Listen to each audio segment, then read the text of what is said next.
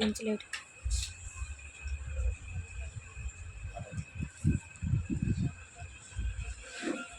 హల్లెలూయా హల్లెలూయా హల్లెలూయా. చేతులు లేవని వాళ్ళు దేవునికి స్తోత్రం చెప్పండి.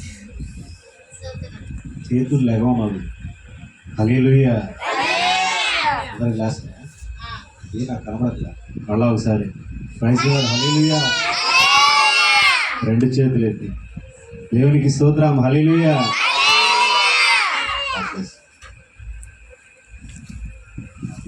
కూడి ఉన్న మీ అందరికీ వందనాలు తెలియజేసుకుంటున్నాను. నన్ను ప్రేమించి నన్ను ఆహ్వానించిన సహోదరుడు సేవకులు బ్రదర్ వేణుకి హృదయపూర్వకంగా తెలియజేసుకుంటున్నాను. నేను ఇక్కడికి రావడం ఇదే మొదటిసారి. ఇప్పుడు అలా చూసారా నన్ను? నేను మిమ్మల్ని ఇప్పుడే చూద్దాం. కాబట్టి ఎక్కడెక్కడ వల్ల అయినా సరే ఇట్టే టైంలో కలపడం అది ఎవరికి సాధ్యం? దేవుడికే సాధ్యం. హల్లెలూయా. మంచిది. సమయాన్ని నేను ఎక్కువగా టైం వేస్ట్ చేయను. వాక్యవాదంలో చేద్దాం.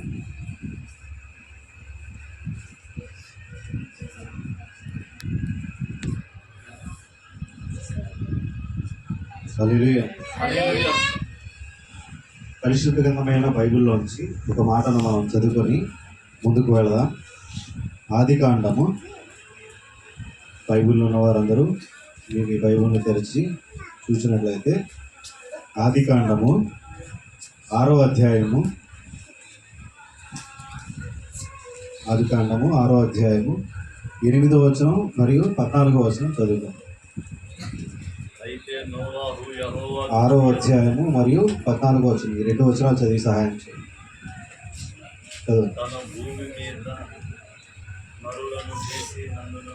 సార్ మళ్ళీ చదువు.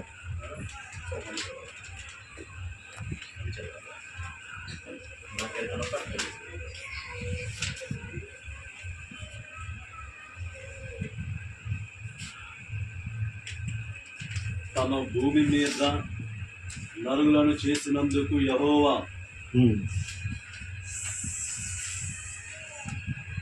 సంతాపము నొంది తన హృదయములో నోర్చుకుందును. ప్రైజ్ లార్డ్ హల్లెలూయా. 14వ వచనం చిన్న చిన్నగా ఉన్నాయి కనపట్ల. అదే కానీ ఎవరికైనా చదివితే కొంచెం చదివి వినిపించాలి. వీడియో అబ్బాయికి సరే నేనే చదువుతాను. 6వ అధ్యాయము 8వ వచనం 14వ వచనం.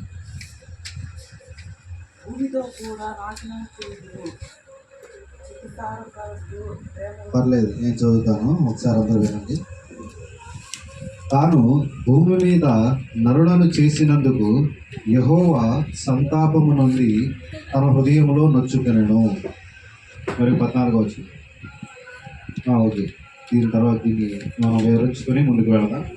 ఈ ఆదికాండము 6వ అధ్యాయము 8వ వచనంలో దేవుడు అంటున్నాడు, తాను భూమి మీద నరులను చేసినందుకు యెహోవా సంతాపము నుండి తన హృదయంలో నొచ్చుకున్నాను.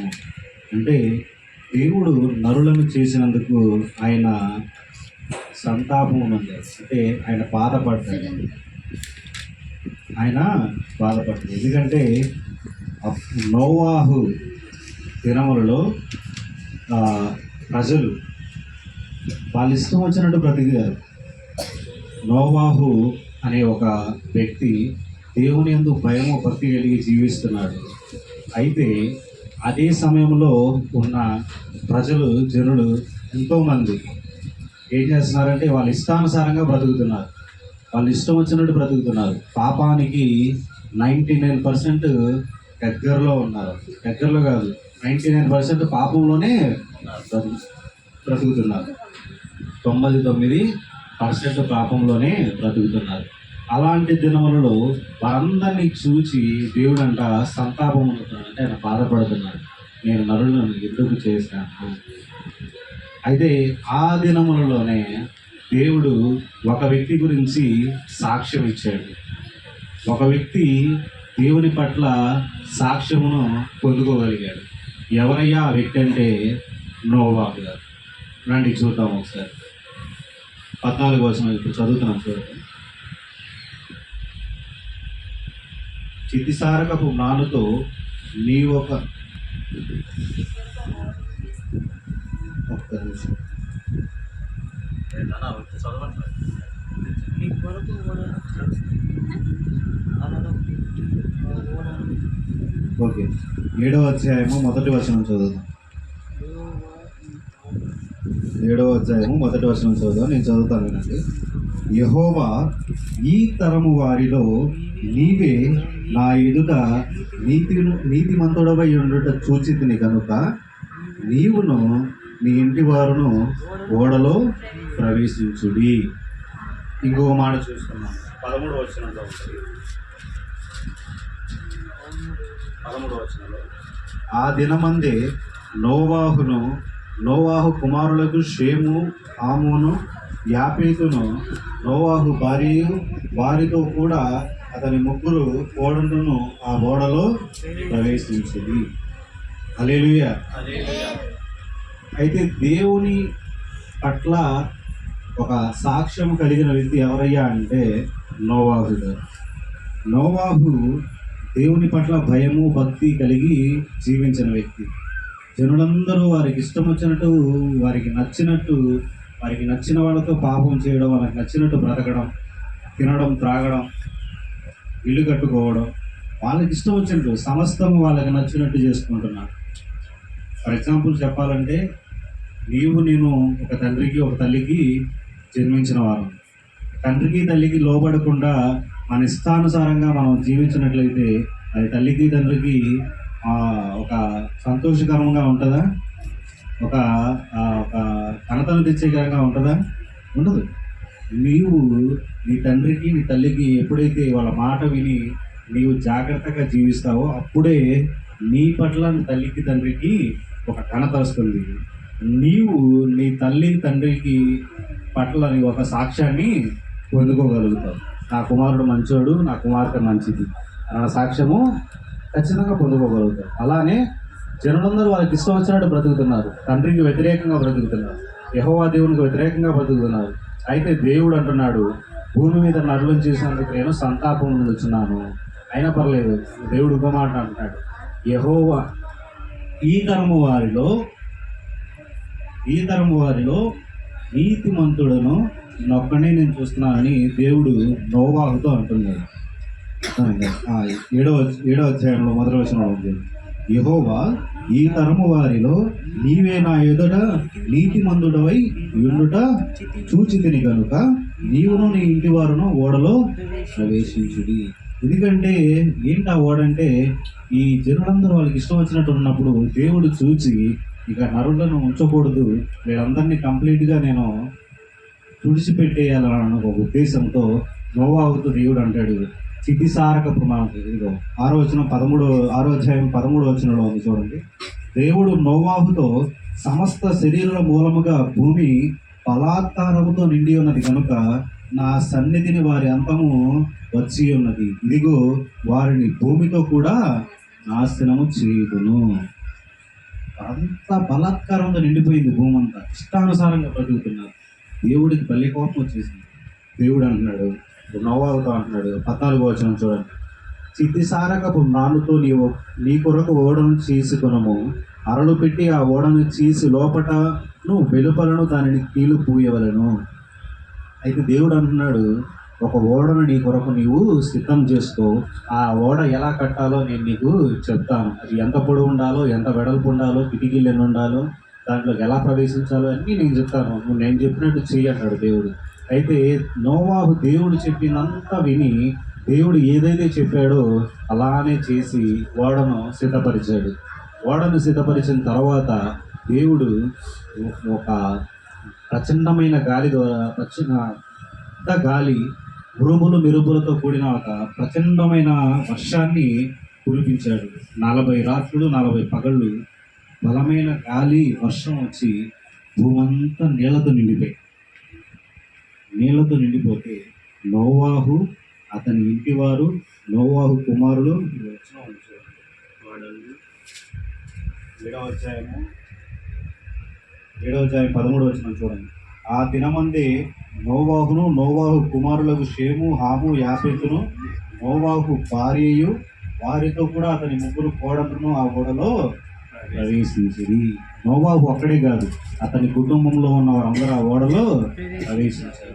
నోవాహు కుటుంబానికి దేవుడు ప్రవేశాన్ని ఇచ్చాడు. ఆ తర్వాత ఆయా జాతుల పక్షులు, రకరకాల జంతువులు, దేవుడు సృష్టించిన వాటిల్లో ఆయా జాతుల ప్రకారం ఆడదైన జంతువు, మొగదైన జంతువు ప్రతి ఒక్కటి ఆ ఓడలోకి ప్రవేశించినాయి. అవి తప్ప భూమి మీద ఉన్న ప్రతి ఒక్క నరుడు, ప్రతి ఒక్క ఏదైనా సరే అన్నీ చనిపోయి. హల్లెలూయా.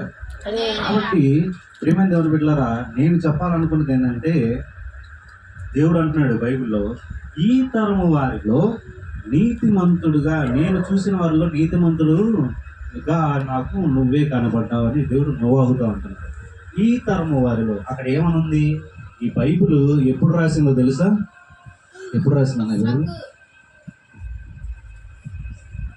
క్రీస్తు పూర్వం, సరే 2000 సంవత్సరాల క్రితం అనుకున్నాం, లేదా అంతకు ముందే బైబిల్ రాసింది అనుకున్నాం.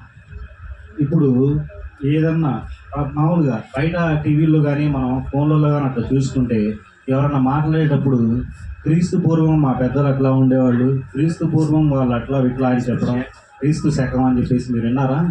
వినే ఉంటారు. ఏదైనా స్టోరీలు చెప్పాలంటే క్రీస్తు పూర్వం, క్రీస్తు శకం అనేవాళ్ళు.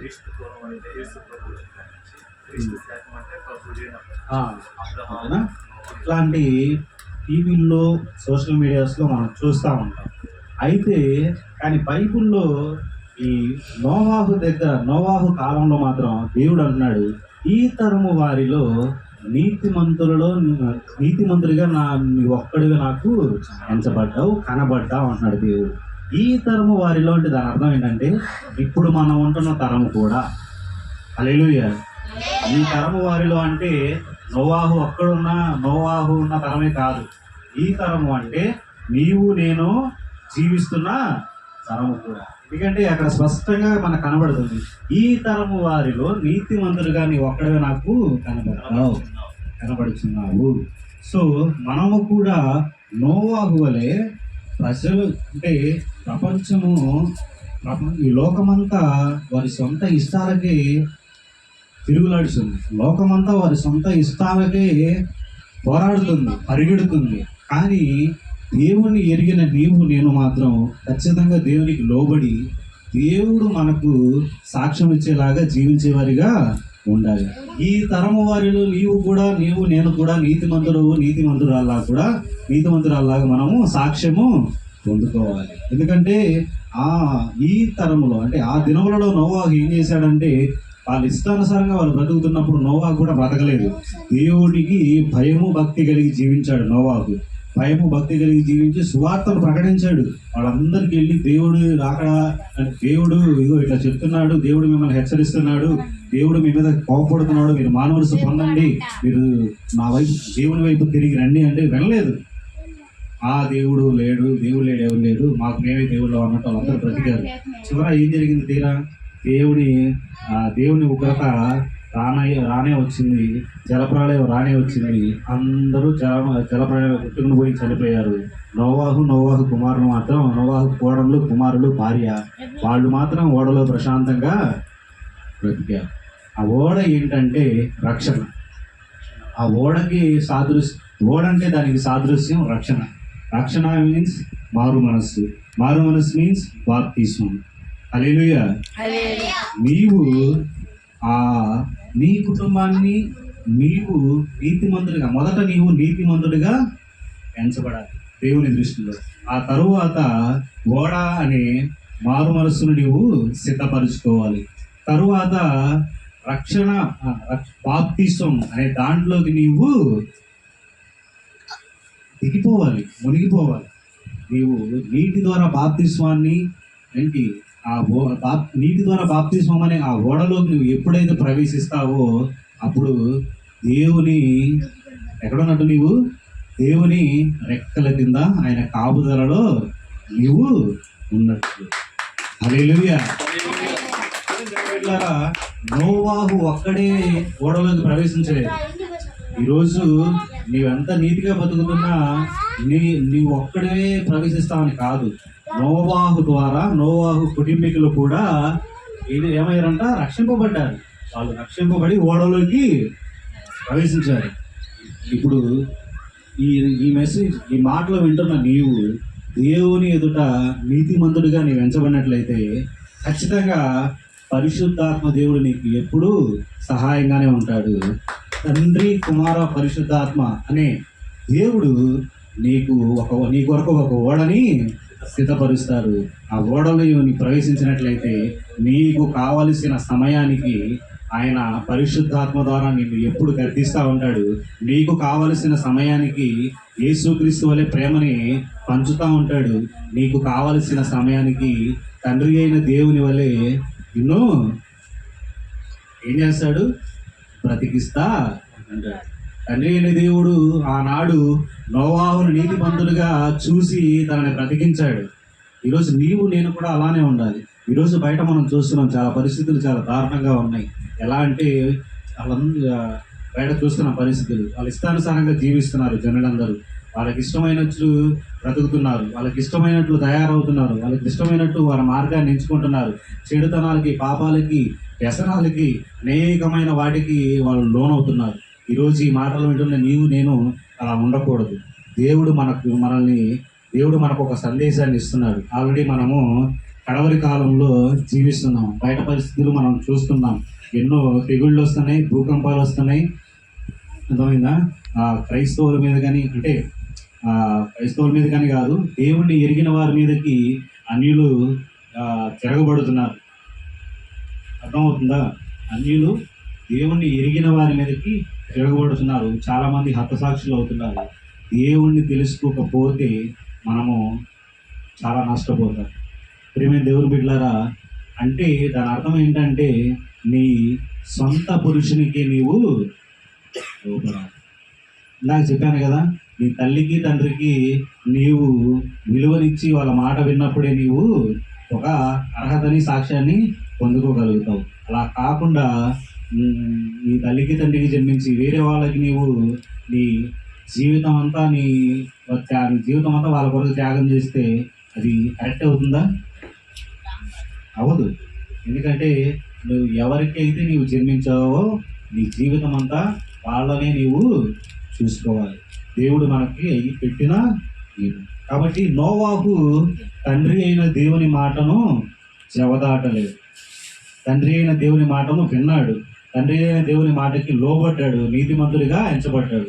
ఈరోజు నీవు నేను కూడా నీతిమంతురాలుగా ఎంచబడాలంటే మనము దేవునికి భయము, భక్తి కలిగి జీవించాలి. హల్లెలూయా. అదేవిధంగా ఇంకో మాట నేను మీకు చూపిస్తాను.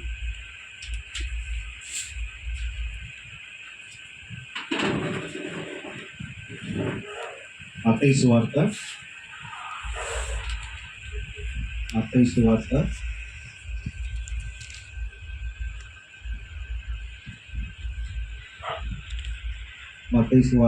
24వ అధ్యాయం.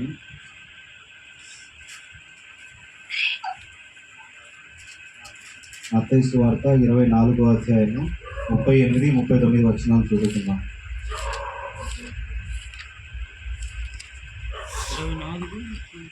24 మత్తయి సువార్త 24వ అధ్యాయం 38, 39 వచనాలు.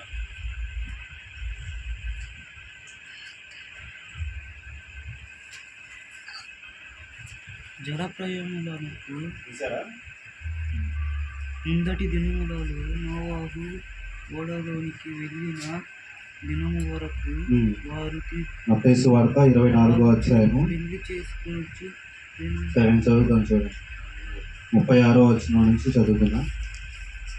అయితే ఆ దినమును కూర్చి, ఆ గడియను కూర్చి తండ్రి మాత్రమే గాని ఏ మనుష్యుడైనను, పరలోకమందరి దూతలానను, కుమారుడైనను ఎరుగరు. నోవాహు దినములు ఎలాగుండునో మనుష్య కుమారి రాకడేను అలాగనే ఉండును. జలప్రళయమునకు ముందటి దినములలో నోవాహు ఓడలోనికి వెళ్ళిన దినము వరకు వారు తినుచు, త్రాగుచు, పెండ్లి చేసుకొనుచు, పెండ్లికిచ్చుకొనుచు నుండి జలప్రళయం వచ్చి అందరినీ కొట్టుకొని పో వరకు ఎరుగకపోయింది. అలాగుననే మనుష్య కుమారుని రాకడా ఉండును. ఆ కాలమున ఇద్దరు పొలములో ఉందురు, ఒకడు తీసుకుని పోబడును, ఒకడు విడిచిపెట్టబడును. ఇద్దరు స్త్రీలు తిరగలి విసరుచుందురు, ఒకతే తీసుకొని పోబడును, ఒకతే విడిచిపెట్టబడును. ప్రైజ్ హల్లెలూయా. మనం ఈ మాటలు గమనించుకున్నట్లయితే నోవాహు దినములలో ఎలాగుండనో మనుష్య కుమారుడిని రాకడయందునో అలాగనే ఉండును. నోవాహు దినములలో ఏం జరిగింది? జనులందరూ వాళ్ళకి ఇష్టం వచ్చిన వాళ్ళని వాయు వరుస లేకుండా పెళ్లి చేసుకుంటున్నారు. వాళ్ళకి ఇష్టం వచ్చినట్టు వాయు వరుస లేకుండా పాపము చేస్తున్నారు. వారికి ఇష్టం వచ్చినట్టు రకరకాల వ్యసనాలకి, రకరకాల త్రాగుడికి, వీటికి అన్నిటికీ లోనే వారికి ఇష్టానుసారంగా బ్రతుకుతున్నారు. ఆ దినములలో ఏం జరిగింది? జలప్రళయం వచ్చింది. నోవాహు కుటుంబం తప్ప అందరూ చనిపోయారు. మనుష్య కుమారుని రాకడ సమయంలో కూడా అంతే జరుగుతుందంట. ఎవరి మనుష్య కుమారుడు? నీ కొరకు నా కొరకు కలువారి శిలువలో నీ కొరకు నా కొరకు, నీ పాపము కొరకే నా పాపము కొరకే రక్తమును చిందించిన యేసు. హల్లెలూయా. ఆ మనుష్య కుమారుని రాకడ సమయంలో కూడా అంతే జరిగిందంట. కాబట్టి ప్రియమైన దేవుని బిడ్డలారా, ఈరోజు ఈ మాటలు వింటున్న నీవు ఖచ్చితంగా సిద్ధపాటు కలిగి ఉండాలి. నోవాహు ఆ రోజు దేవుని యందలి భయము భక్తి కలిగి జీవించాడు కాబట్టి తనొక్కడే రక్షింపబడలేదు. తనొక్కడే ఓడలోకి ప్రవేశించలేదు. ఓడ అనే రక్షణలోకి ప్రవేశించలేదు. ఓడ అనే మారు మనస్సును పొందుకోలేదు. తనతో పాటు తన కుటుంబం కొరకు కూడా, తన కుటుంబాన్ని కూడా ఆయన రక్షించుకున్నాడు. వాళ్ళను కూడా ఆయన ఆ రక్షణ మారు మనస్సు అనే ఓడలోకి తీసుకెళ్ళాడు. కాబట్టి ప్రియమైన బిడ్డారా, ఈరోజు ఈ మాట వింటున్న నీవు ఎవరైనా సరే, ఏ పరిస్థితిలో ఉన్నాయినా సరే, నీవు ఖచ్చితంగా దేవుని కొరకు కనిపెట్టుకుని ప్రార్థన చేసి నీవు మారు మనస్సును పొందుకున్నట్లయితే ఖచ్చితంగా నీతో పాటు నీ కుటుంబాన్ని కూడా దేవుడు రక్షింపగలడు, రక్షించగలడానికి సమర్థుడు. హల్లెలూయా. కింద చూస్తున్నాము, జలప్రళయమునకు ముందు దినములలో నోవాహు ఓడలోనికి వెళ్ళిన దినం వరకు వారు తినుచు త్రాగుచు పెళ్లికిచ్చుకుంటారు. వాళ్ళు ఇష్టానుసారంగా బ్రతుకుతున్నారు. ఓడలోనికి వెళ్ళక ముందు వాళ్ళు ఇష్టానుసారంగా బ్రతుకుతున్నారు. ఓడలోకి వెళ్ళిన తర్వాత జలప్రళయం వచ్చింది, అందరినీ కొట్టుకుని పోయారు. అయితే ఆ కాలమున 40వ వచనం చూడండి. ఆ కాలమున ఇద్దరు పొలములో ఉందరు, ఒకడు తీసుకొని పోబడుదురు, ఒకడు విడవబడతారు. అంటే ఇద్దరు పొలంలో ఉంటారు, వాళ్ళలో ఒకడు ఎత్తబడతారు, ఒకళ్ళేమో విడవబడతారు. ఇద్దరు స్త్రీలు తిరగలి విసురుచున్నారు. వాళ్ళు చేసే పని ఏదైనా సరే వాళ్ళలో ఒకళ్ళు ఎత్తబడతారు, ఒకళ్ళు విడవబడతారు. అది మనం ఎత్తబడేవారిగా ఉండాలి కానీ విడవబడేవారిగా ఉండకూడదు. అర్థమైందా? అర్థమవుతున్నా నా మాటలు? దేవుని కొరకే నేను రాగానే చెప్పాను కదా, దేవుని కొరకే నువ్వు ఖర్చు పెట్టాల్సింది నీ ధనాన్నో లేకపోతే నీకున్న సమస్తమో కాదు. దేవుని కొరకు నీవు ఖర్చు పెట్టాల్సింది నీ మనస్సు, నీ హృదయం, నీ సమయం పోతే మళ్ళా వస్తుందా? ఈ క్షణం గడిస్తే మళ్ళీ వస్తుందా? ఈ మాటలు వింటున్న నీవు, ఈ మాటలు చెప్తున్న నేను, ఈ రోజు అయిపోయిన తర్వాత రేపు పొద్దున ఎక్కడ ఉంటానో తెలియదు, అసలు ఉంటానో ఉండనో కూడా తెలియదు. ఒకవేళ ఈ మాటలు విన్న నీవు రేపు ఉదయానికి ఉంటామని గ్యారంటీ ఏమైనా ఉందా? లేదు. కాబట్టి మనకి ఇదే అనుకూల సమయం. మారు మనస్సు పొంది రక్షణ పొందాలి. దేవుడు మన కొరకు ఆయన కలువారి శిలువలో రక్తాన్ని కాల్చి ఆయన శరీరాన్ని తూట్లుగా ఉంచుకొని ఆయన మన కొరకు ఏం చేశాడు? తన ప్రాణాన్ని పెట్టాడు. ఆయన ప్రాణాన్ని పెట్టి మనల్ని కొన్నాడు. మన పాపాన్ని అప్పుడే తీసివేశాడు. ఎప్పుడు? ఆ తరములో. కానీ అది ఏ తరం వరకు వస్తుంది? ఈ తరం వరకు వస్తుంది. ఈ తరం అంటే ఏ తరం? అది నోవాహు దినములో ఉన్న తరం కాదు, మన తరం కూడా. అందుకే బైబిల్లో స్పష్టంగా ఇచ్చాడు, స్పష్టంగా అక్కడ మెన్షన్ చేశాడు. ఈ తరము వారిలో నీతిమంతుడుగా నీవే నాకు కనబడ్డావు. కనబడుతున్నావు లేదా కనబడబోతున్నావు, కనబడి ఉంటావు నోవాహు. ఐ థింక్ నాకు కనబడి ఉంటావు నువ్వు అన్నట్టు అలా డౌట్తో చెప్పలా. నీతిమంతుడిగా నీవే కనబడ్డావు అని అంటున్నాడు దేవుడు. కాబట్టి ఈ తరము అంటే ఇప్పుడున్న మన తరము, మన తర్వాత రేపటి తరము కూడా. హల్లెలూయా. మన తర్వాత తరం అంటే, రేపటి తరం అంటే ఏంటి? మనకంటే చిన్నపిల్లలు ఉన్నారు, పసిబిడ్డలు ఉన్నారు. వారి తరానికైనా సరే దేవుడు రాస్తున్న మాట, దేవుడు చెప్తున్న మాట, ఈ తరము వారిలో నీతిమంతుడిగా నీవు కనబడతావు. కాబట్టి నీతిమంతుడిగా నేను నీతిమంతురాలుగా నీవు ఖచ్చితంగా ఎంచబడాలంటే నీవేం చేయాలి? మారు మనసు పొందుకోవాలి. ఓడ అనే నీ మనస్సును సిద్ధపరచుకోవాలి. అర్థమైందా?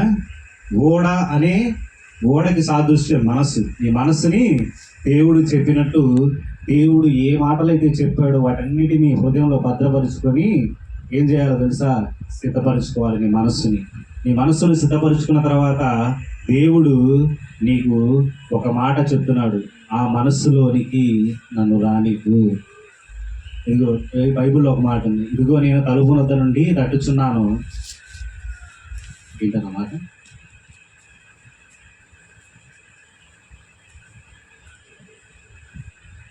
నేను తలుపు వద్ద నుండి తట్టుచున్నాను అంటే ఎవరైనా వారి హృదయంలో ఉన్న మూసుకుపోయిన తలుపులను తెరుస్తారేమో, దాంట్లోనికి నేను ఆ హృదయంలోనికి ప్రవేశిద్దాం. నీ హృదయం అనే తలుపుల దగ్గర దేవుడు ఉండి ఆ తలుపులు ఉన్నాడు. మీరు ఎప్పుడైతే ఆ తలుపులు తెరవబడతారో అప్పుడు దేవుడు మీలోకి వచ్చింది. దేవుడు ఆయన స్వరూపమై ఉండి మీలోకి వచ్చును. అది ఆయన స్వరూపం, పరిశుద్ధాత్మ దేవుడు మీలోకి వచ్చి మిమ్మల్ని యథార్థత, నీతిమంతులుగా ఎలా చేయాలో ఆయన చూసుకుంటాడు. ఓడని సిద్ధపరచమన్నాడా నోవాహుతో? ఓడని సిద్ధపరిచాడు. తన మనసును సిద్ధపరచుకున్నాడు. ఓడకి 2 తలుపులు ఉన్నాయి. ఈ తలుపులను తెరిచిపెట్టుకో నోవాహు, నీ కుటుంబస్తులు అందరూ కలిసి వెళ్ళండి, మీతో పాటు ఆయా జాతులు పక్షులు అన్నీ వస్తాయి, మీరు లోపలికి వెళ్ళండి, లోపలికి రండి, మిమ్మల్ని నేను కాపాడతాను. ఓడ అనే మారు మనస్సు మీరు సిద్ధపరచుకోండి. తలుపులు ఉన్నాయి కదా, ఆ తలుపులు నేను తెరుస్తున్నాను, మీరు లోపలికి రండి, ఆ రక్షణ మీరు పొందుకోండి. ఆ తలుపులు నోవాహు తలుపులు తెరిచాడు. వాళ్ళ కుటుంబస్తులు ఆయన అందరూ వెళ్ళారు. ఏమైంది? రక్షింపబడ్డారు. జలప్రలయం వచ్చి అందరినీ కొట్టుకుని పోయినా కానీ వీళ్ళు మాత్రం ప్రశాంతంగా ఓడలో హ్యాపీగా ఉన్నారు. దేవుడు కాపాడాడు. కాబట్టి ప్రియమైన దేవుని బిడ్డలారా, మనము కూడా ఓడ అనే మనస్సును మనం సిద్ధపరచుకోవాలి. ఓడలోనికి వెళ్ళడానికి నీవు రక్షణ అనే వస్త్రాన్ని నీవు ధరించుకోవాలి. ఓడలోకి వెళ్ళి రక్షింపబడ్డట్టు నీవు నీటి ద్వారా బాప్తిస్మము పొందుకోవాలి. రైతులాడు హల్లెలూయా. ఏదో వస్తున్నారులే, చెప్తున్నారులే, విన్నాం, తినేసి వాళ్ళు వెళ్ళిపోతారు, వాళ్ళ పని వెళ్ళిపోతారు, మన పని మనం తీసుకుందాం అనుకుంటే అది పొరపాటు. ఎందుకంటే చెప్తున్నా నాకు ఏమి రాదు, కూర్చుంటున్నా నీకైతే ఖచ్చితంగా వచ్చింది. చెప్తున్నా నాకైతే ఏమి రాదు, ఎందుకంటే నేను చెప్పి వెళ్ళిపోతాను. నా దేవుడు చూస్తున్నాడు, నేను చెప్పింది ఆయనకి ఆయాస్కరంగా ఉందా లేదా అన్నది ఆయన చూస్తున్నాడు. విన్న నీవు ఎలా తీసుకోవాలనేది ఎవరి దగ్గర ఉంటుంది? మన దగ్గరే ఉంటుంది. దేవుడు వాక్యము ఏమై ఉంది? మనకు ఆదికాండంలో స్టార్టింగ్లోనే ఉంది. ఆది యందు దేవుడు వాక్యమై ఉండెను, వాక్యమే దేవుని యొద్ద ఉంది. అంటే ఏంటి? వాక్యము దేవుడు ఇద్దరు ఒకటే. వాక్యము మనతో మాట్లాడుతుందంటే దేవుడు మనతో మాట్లాడుతున్నాడు అని అర్థం. హల్లెలూయా. కాబట్టి ప్రేమ దేవుని బిడ్డలారా, వాక్యము మనకి ఏం చెప్తుంది అంటే వాక్యము మనల్ని సరిచేస్తుంది. హల్లెలూయా. మనం ఎలా జీవించాలో, మనము ఎలా జీవిస్తే దేవునికి ఇష్టపడతామో, ఎలా జీవిస్తే దేవుడు మనల్ని రక్షిస్తాడో వాక్యము మనకి వివరిస్తుంది. హల్లెలూయా. హల్లెలూయా. ఒక మాటను చూపిస్తాను.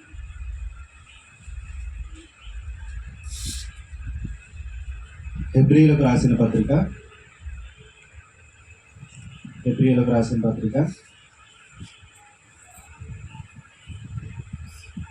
11వ అధ్యాయము 7-8 వచనం చదువుకుందాం.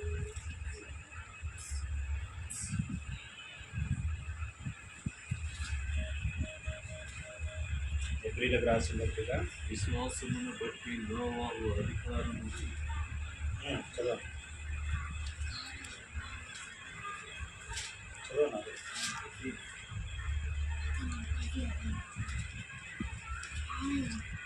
Incoming voice call from Gurujala Santosaman Sim.